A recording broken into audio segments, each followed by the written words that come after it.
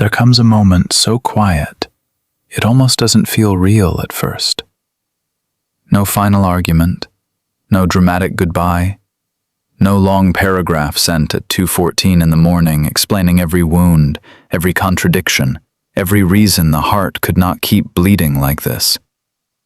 Just a stillness, a strange, sacred stillness, the kind that arrives after too many nights of overthinking, after too many conversations replayed in your mind, after too many times you called loyalty what was really self-erasure. And if you've ever been the empath in love, you know exactly how dangerous that silence feels. Because you were never just loving them.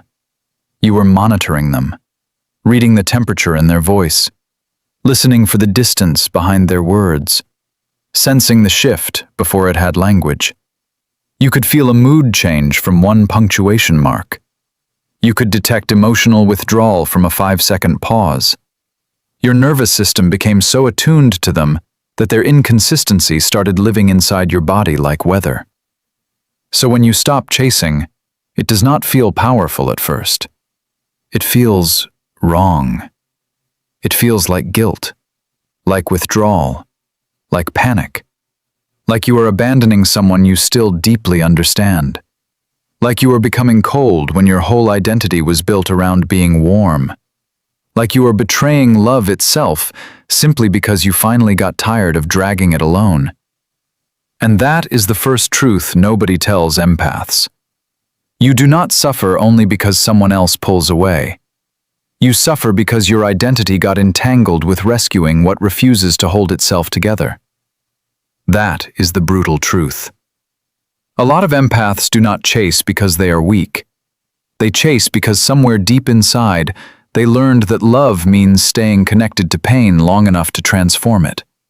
They learned to make room, to explain other people's cruelty through their wounds, to excuse distance because they could feel the fear underneath it, to call exhaustion compassion, to call emotional labor devotion, to call hypervigilance love. But there is a line, and most empaths cross it without noticing. The line where understanding another person becomes abandoning yourself. The line where your sensitivity stops being a gift and becomes a survival strategy.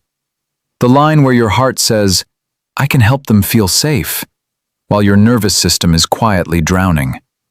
That is what makes this dynamic so addictive, especially with someone emotionally avoidant.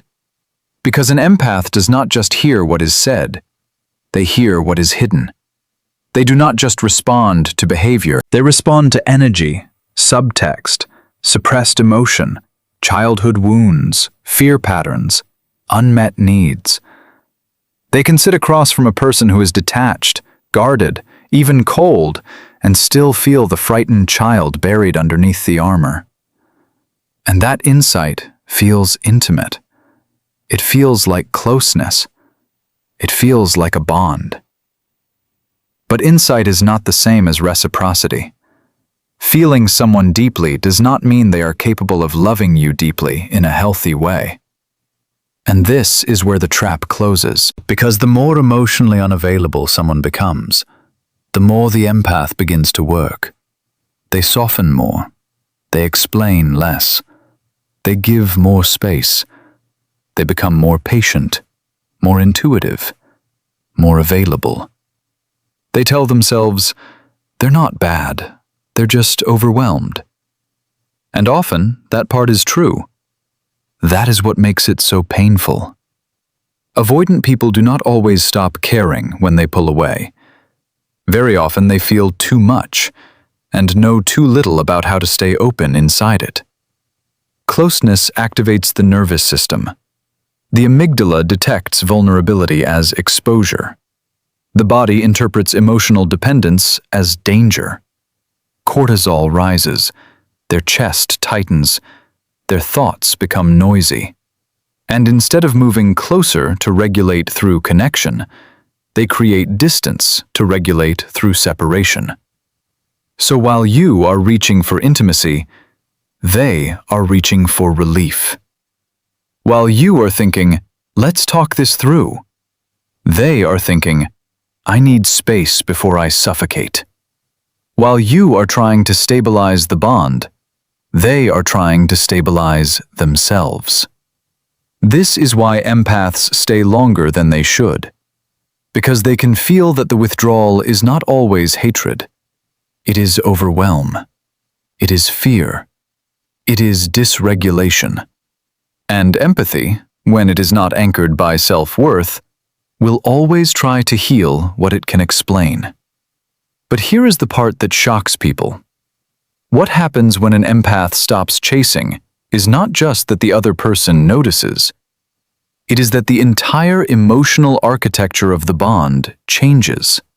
Because when you were chasing, you were carrying the emotional weight of the connection for both of you. Your check-ins, your softness, your repeated efforts to understand, your willingness to reopen the door, your instinct to fix the tension before it turned into rupture. All of that was acting like emotional scaffolding. You were holding the bridge together. You were keeping the current running.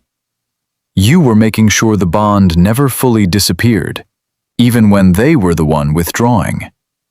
They could distance themselves and still feel connected because you kept supplying connection. They could go cold and still know warmth was waiting. They could shut down and still trust that you would translate their silence into pain, then pain into patience, then patience into another chance. Your chasing was not just pursuit. It was emotional infrastructure. So when it stops, something far more destabilizing happens than most people realize. At first, they may feel relief. No pressure, no heavy conversation, no emotional intensity to answer, no mirror held up to their inconsistency, no guilt rising in the chest because someone is asking for clarity they do not know how to give. There is space, room to breathe.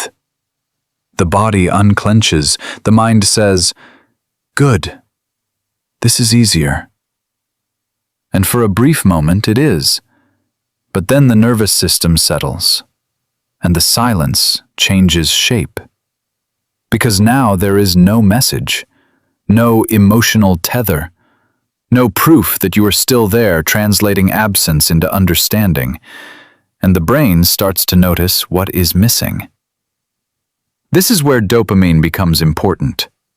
Most people think dopamine is just about pleasure, but it is deeply tied to anticipation, reward prediction, and interrupted patterns. When someone becomes accustomed to your emotional availability, your care, your presence, your pursuit, your ability to re-enter the bond after every rupture, your attention becomes part of their internal rhythm. It becomes expected, predictable, absorbed into the structure of the relationship. Then, one day, it is gone. No dramatic threat, no performance, just gone. That interruption becomes loud. The mind starts checking the space where your energy used to be. Not because they are suddenly healed, not because they've become deeply self-aware overnight, but because the pattern has broken, and broken patterns create psychological friction.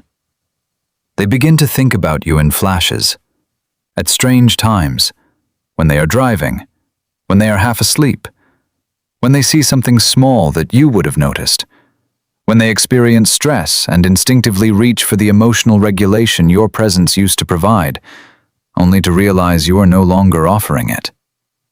This is the moment people misread. They think the avoidant suddenly started caring. No, they likely cared before. What changed is that your absence forced them to feel the care without the protective buffer of your constant pursuit. And that is unsettling. Because an empath's energy is not easily replaced. It is specific. It is nourishing.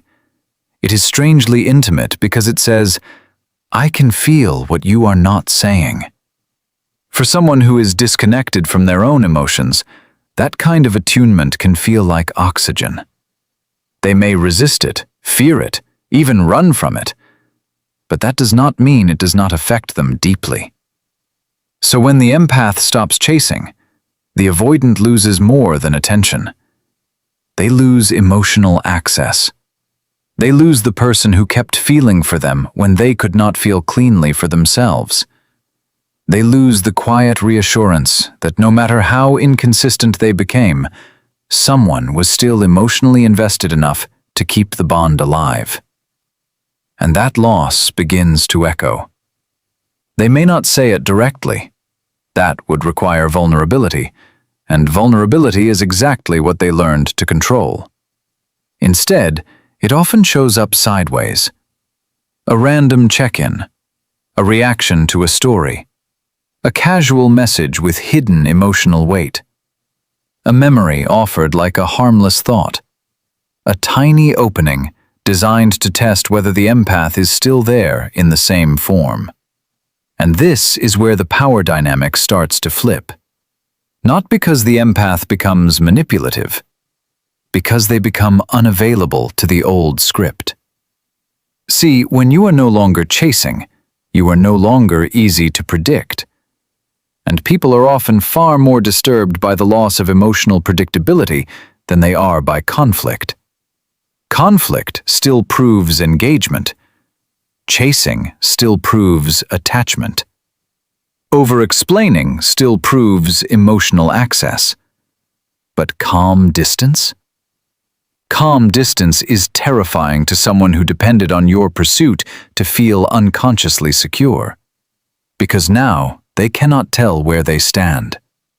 Now they have to wonder. Now they have to feel. And feeling is what they were avoiding all along. Imagine them picking up their phone, expecting your usual warmth to still be there.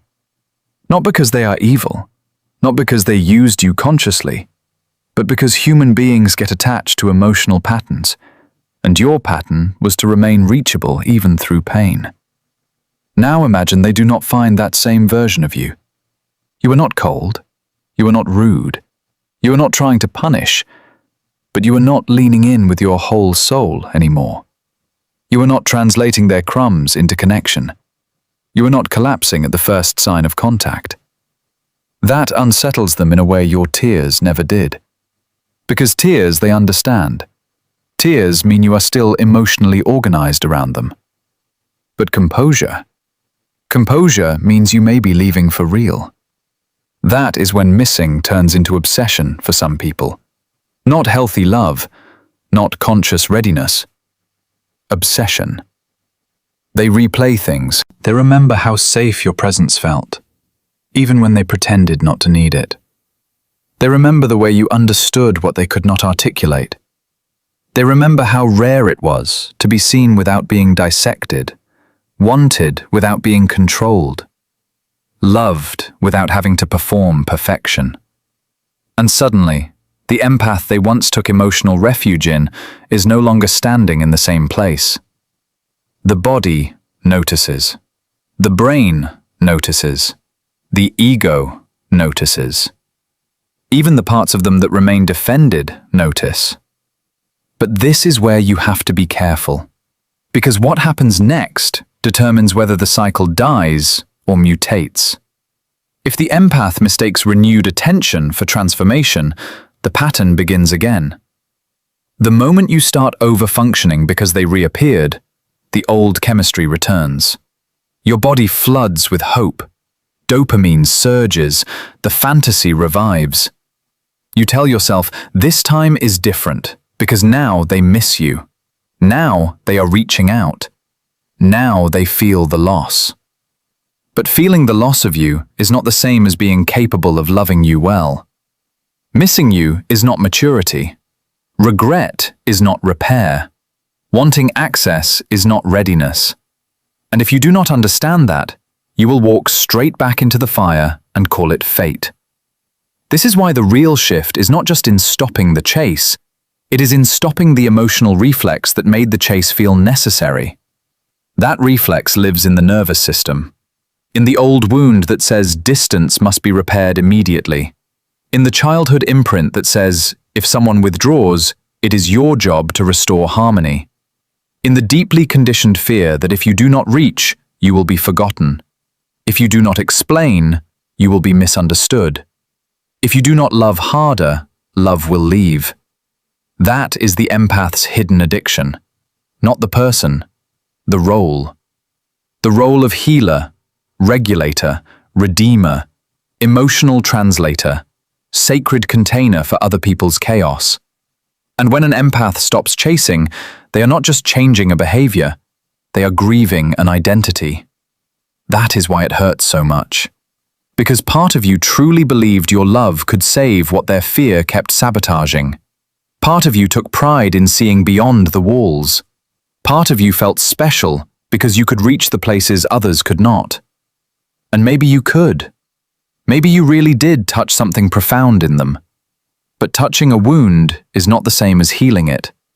And loving someone deeply does not give you the power to rewrite the defense mechanisms they still depend on to survive themselves. That truth will either humble you or free you. If it humbles you, you stop performing miracles no one asked you to carry. If it frees you, you start asking a different question. Not, how do I make them feel what they lost? But, why did I have to lose myself before I finally stopped? That question changes everything, because once you sit with it honestly, you begin to see how often your empathy was used against your own peace. How many times your intuition warned you, but your compassion overruled it. How often you called your body dramatic when it was actually exhausted. How many nights you spent trying to decode someone else while your own heart was begging for clarity, rest, and rescue from the cycle. And then, something sacred begins. You stop romanticizing your suffering. You stop calling emotional starvation a spiritual bond. You stop interpreting inconsistency as depth. You stop worshiping potential. You stop measuring your worth by how unforgettable you become to people who only value what they feel slipping away. That is when real power enters the room. Not loud power, not revenge power, not the cheap kind that fantasizes about making them crawl back just to soothe the wound. I mean clean power. The kind that comes when your nervous system no longer panics at someone else's inability to meet you. The kind that comes when silence stops meaning rejection and starts meaning information. The kind that comes when you can still feel love and choose not to betray yourself in its name. That version of the empath is almost unrecognizable to the people who were used to their endless emotional availability. Because now, your sensitivity has boundaries. Now your compassion has discernment. Now your softness is no longer public property for the emotionally confused. Now when someone withdraws, you notice. You feel it. But you do not immediately launch into repair mode. You let their behavior belong to them. You let discomfort breathe. You let absence reveal character. You stop rushing in to save connections from the truth. And the truth is simple. Anyone can miss an empath once the chasing stops. Not everyone can honor one while they're still there.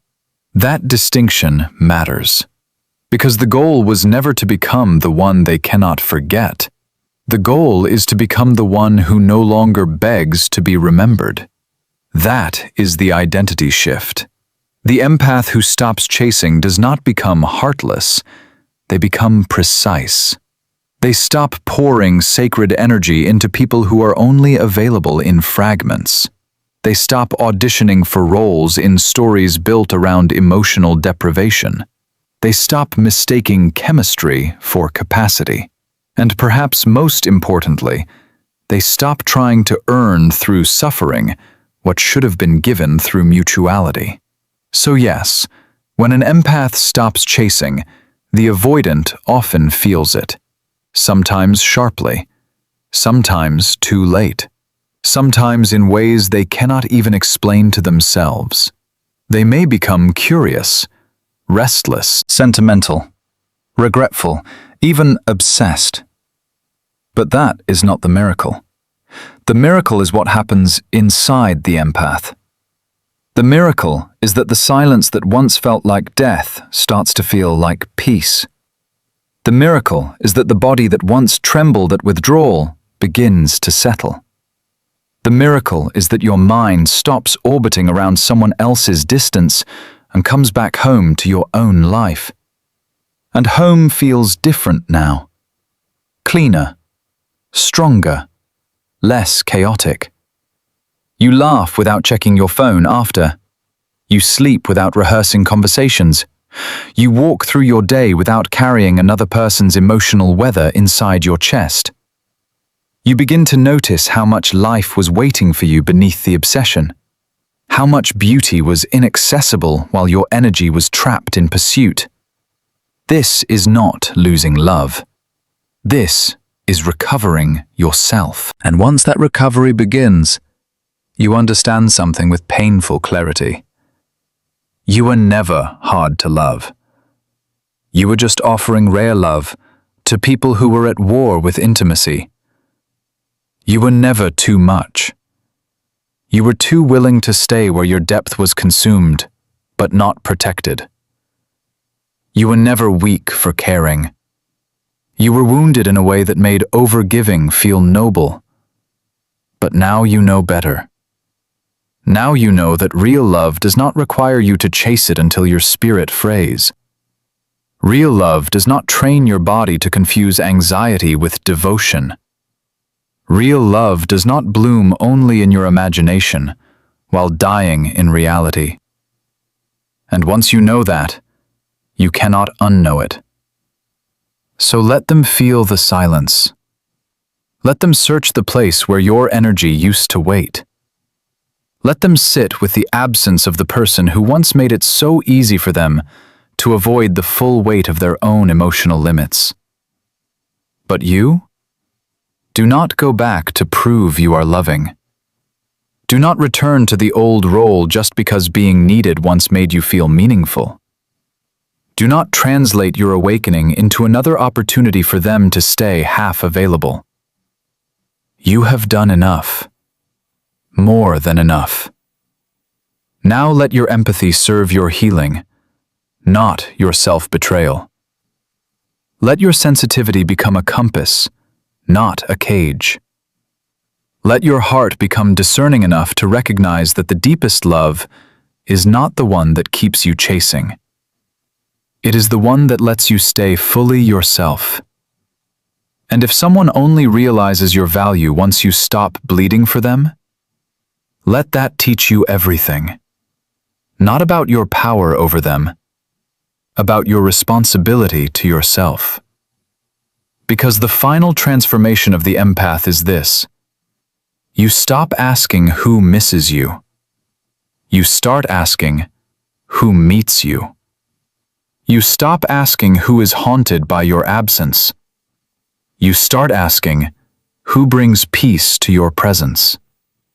You stop asking whether they finally understand your worth. You start embodying it so fully that confusion no longer seduces you. That is what happens when an empath stops chasing. The person they were trying to save may finally feel the loss, but the empath finally feels their own life return.